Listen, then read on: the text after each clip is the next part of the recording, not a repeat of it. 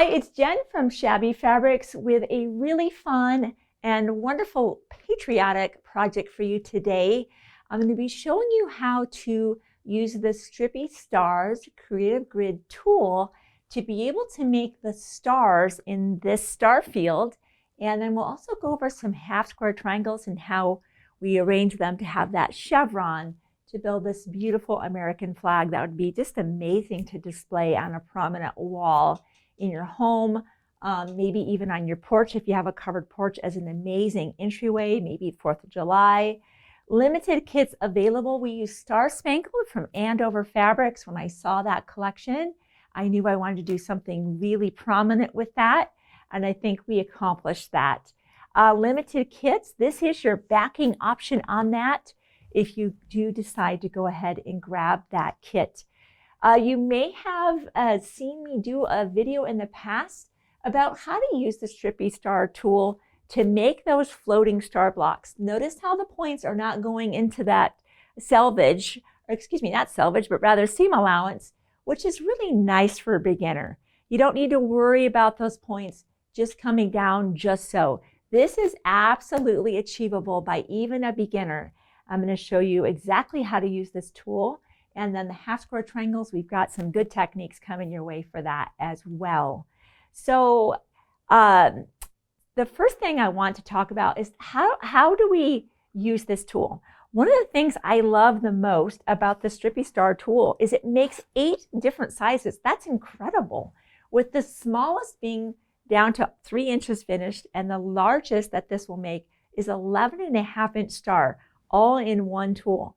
That's pretty amazing because a lot of times tools will make a couple sizes, but I don't think I've ever seen one make as many as 8. So wonderfully versatile. So depending on what project you might be working on, maybe you want to use this for something else. This might be a great choice for you. So let's take a look at our tool.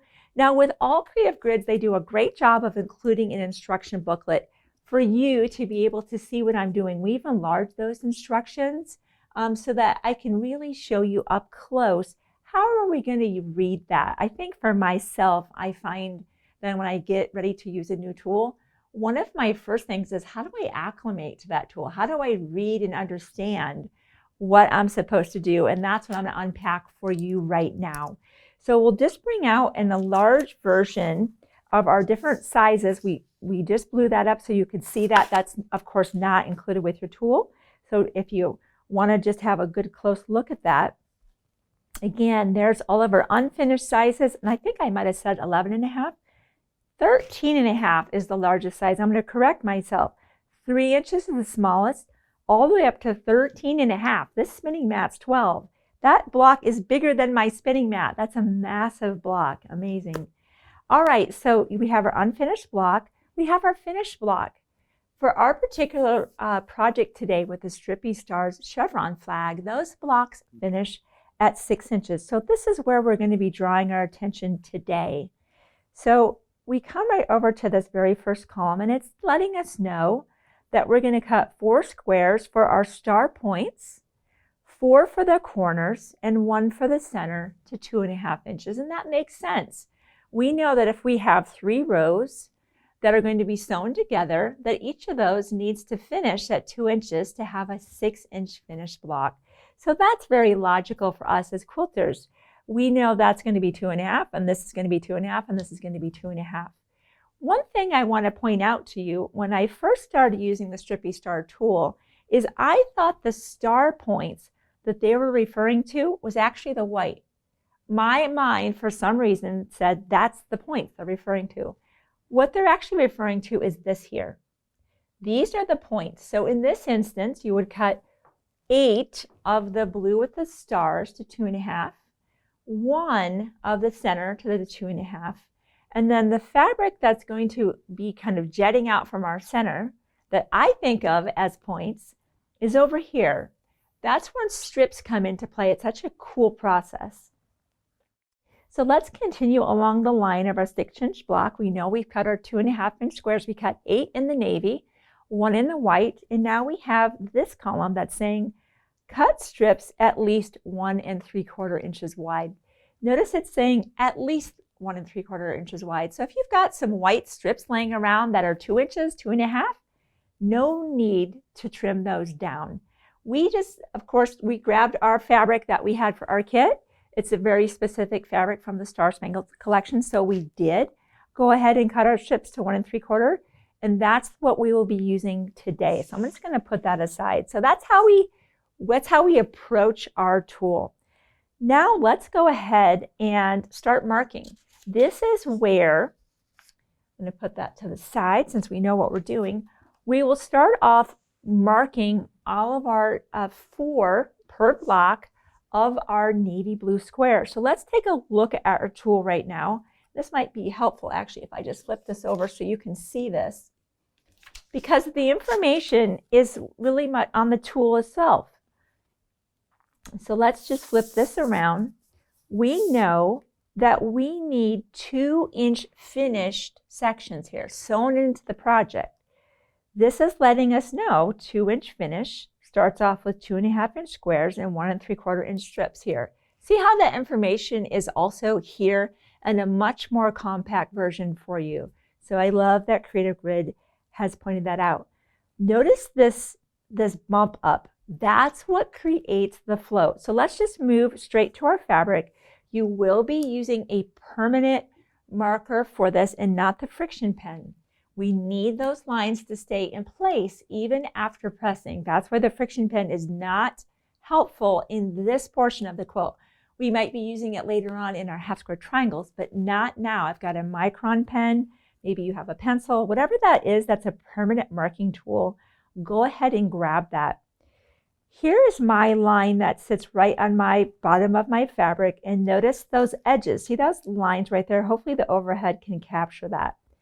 This is where I will draw my line in on both sides. Boy, I'm not left-handed, but I'm trying to be today. For all of you lefties out there that have to live, you're almost like have to be ambidextrous. My husband's a lefty. He tells me how this is a right-handed world, and I'm like, I think that's probably a true statement.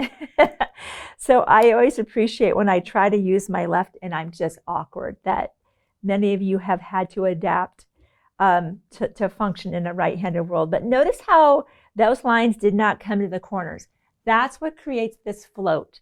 That's what creates the float. When I first did this marking, I'm like, something's wrong. It didn't come into the corners like I'm used to. That's the bump up that creates the float. One thing that Bethany, who got the video prep ready for us, wanted me to point out to you, because of just the design of the fabric having the white stars, right here, hopefully the overhead can get that. Notice how it looks like we clipped our point, or there was an error there. It's just because the white star landed there, and it looks like we might have clipped that. So she wanted me to point out that let's pretend that there was a white star here. Just rotate your fabric and draw in like I did, so that you're not getting a white star at the tip of that. And maybe there's a fabric here I can demonstrate. For example, here, you might not want to have that white star right there. You might want to rotate your fabric so that the tip of that lands on the navy. That was a bonus from Bethany, and I'm really glad that she pointed that out to us. Now you would continue to mark 3 more of your navy, and for a total of 4. And let's put that aside for now. This is where we now start using our strips in conjunction with our drawn lines. Now, I want to point out, for the first step of what we'll be doing, this V points toward yourself. The second part of what we're going to be doing, which is coming on the next page, the point will be going away from us. That is one of the biggest things to keep in mind. But again, if you've got your instructions, that will help you keep that aligned correctly. So we're just going to follow along here, placing that about 1/4 inch. Don't worry about stressing that that is more or less than the perfect 1/4 inch. It just needs to be approximately that. And I know that feels weird, because as quilters, we're so used to that having to be so precise, and that is not the case. here. We just want to be about 1/4 of an inch and leave yourself a reasonable gap that again doesn't need to be measured. We are going to just place our 4 on there, and we will be going to our sewing machine, and we're just going to be sewing down this line right along here all the way down.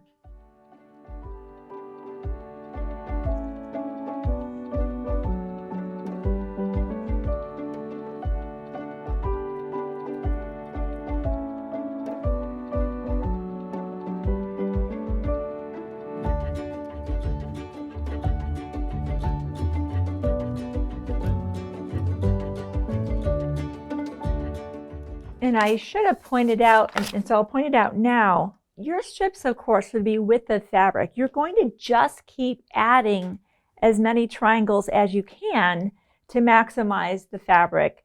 Of course, I'm showing you just one of the blocks, and you can see that we did use 2 different blues just to kind of give it some motion and makes it look like it's kind of waving just a little bit.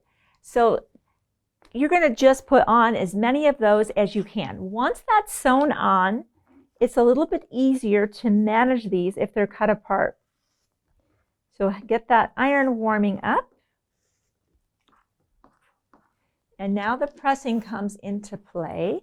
Let me just put that over here. I want to bring that pressing a little more front and center at the moment. So normally I think about pressing this way. That's not correct. The square, just keep this in your mind. The square is always what's on the bottom, and the strip presses away. That one also kind of threw me just a little bit. I'm like, that seems backward to me. I don't know why that seemed backward to me, but if you just always remember that the background square is what's going to stay down and everything else presses away, you're going to be, it's perfect. So we'll press those away.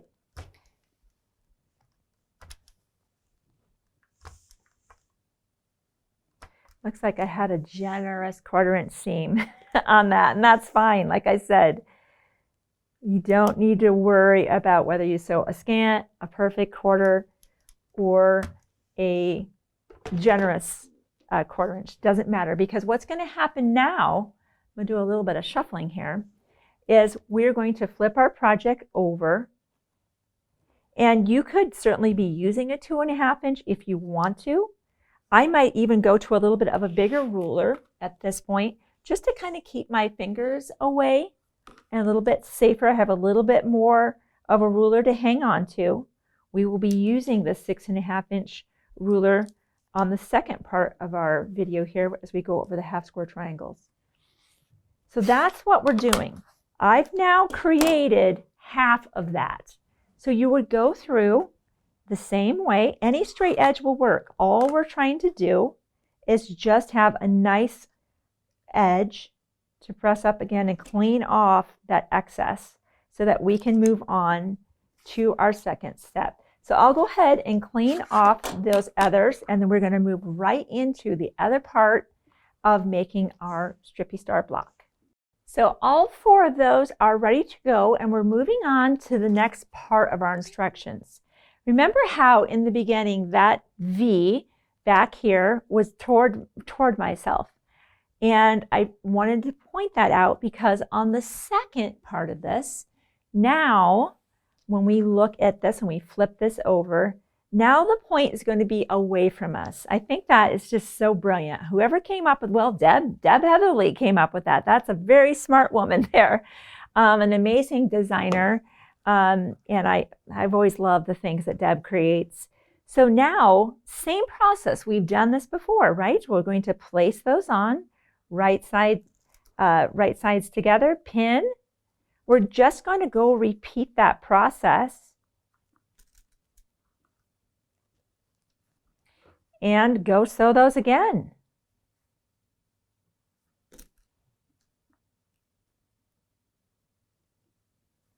I love tools that are so tried and true that I'd have to actually work hard to miss it. You know what I'm saying?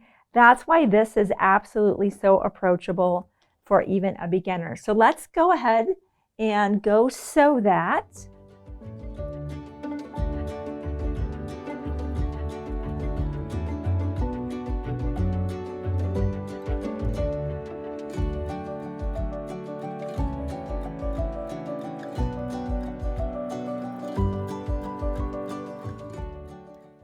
Okay, so once again, we'll just cut everything apart. I think it's always easier. I know you could kind of keep it together and press and then cut it apart, but I think why go through that step? Okay, there we go. Fun, good. I love it. I love using tools. Put that over there. Again, I want you to see that pressing once again. Remember we said keep that square down and right side up. That's going to be on the bottom, I should say. The square's on the bottom. The strips are on the top, and I press. And of course, you would continue to press the others. But let's go square one up here. Let's go do that. I'm going to grab that bigger tool again so I can keep my fingers a little bit further away from that blade.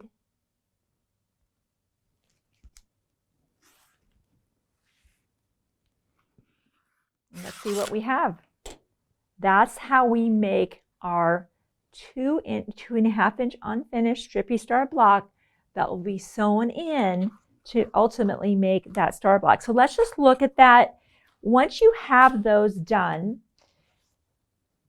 now of course you're going to lay everything out, and as you would suspect, this is where the bulks of these seams are. So of course when you're starting to sew these together, I think it makes sense to go ahead and sew those from the back side, because this, where they cross, is your 1/4 inch seam allowance.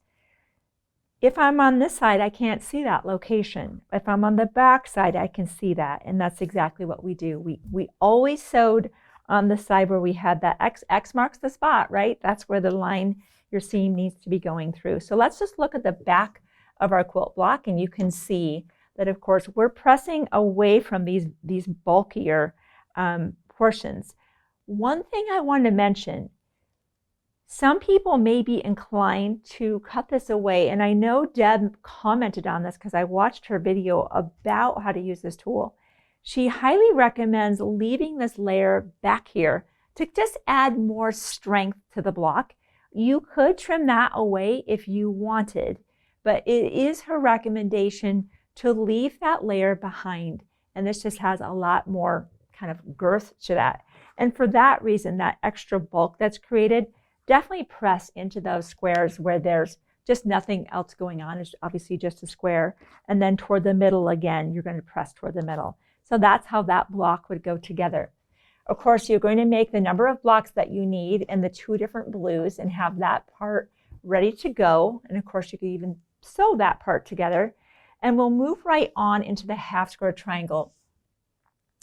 With our half square triangles and the way we wrote our pattern, these of course are also 6 inch blocks, and the rule of 7/8 applies anytime you're doing half square triangles.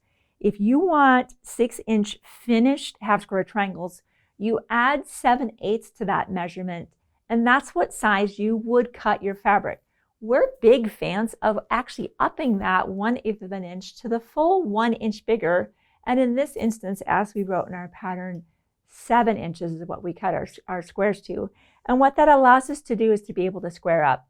Obviously, we want everything going into this to click together just like a puzzle, and being able to just oversize our half square triangles just a touch helps us achieve that.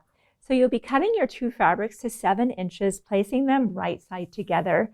And in this instance, you could certainly just draw corner to corner with a straight edge and sew a 1/4 inch on either side of that. Or one of my favorite tools is using the Creative Grid. It's a 1/4 inch. It's actually, I think it's called a seam guide now that I think of it. It comes in 2 different sizes. My favorite part about this tool is that I'm a lot more accurate when I get to sew on a drawn line than try to find a 1/4 inch away from a line. I'm a big fan of sewing on drawn lines for that reason. Now, I can certainly use my micron. If you had a friction pen, I would be using that, but no harm in using that micron pen. So there is, now I just go sew on those drawn lines, right? And you can see, maybe it's easier for you to see here, it achieves the same thing, except now instead of me kind of varying just a little bit as I try to seek that 1/4 inch on either side, I'm going to be on the money, sewing slowly on that. However you want to do that, whether you want to draw the line and sew on that 1/4 inch either side, or use the seam guide and draw that on here, however you want to do that, once it's sewn, we will use our straight edge and simply cut on that drawn line or on our imaginary point-to-point line, and we will press this time. We're going to press to our dark, and this is slightly oversized. That's a good thing. Now, Creative Grid has made 2 6.5 inch rulers. One is considered a square up ruler and one is just a ruler. I have them both here, and this really comes down to your preference. Either one of them will get the job done, and you can decide which you like. So let's look at our half square triangle here. It's oversized, and we know this is their square up, and it says square up and fussy cut. This has the diagonal line, so I'm really only looking at trying to get that on my diagonal line and position my ruler so that I have a chance to square up on all 4 sides. That's key. You really want always the option to square up everywhere. Now that's your first option for a square up ruler. Some people like to use, and it works just as beautifully, this tool, which is their Creative Grid CGR 6 ruler by Rachel Cross, and this also does the same job, except you have more lines. So pick whatever version you like, but at this point, and you can see there's very little to square up. It's not a lot,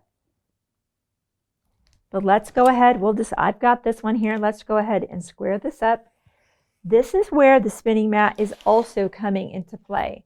I don't want to lift this block up right now. I want it to stay in position as I continue to trim around my block.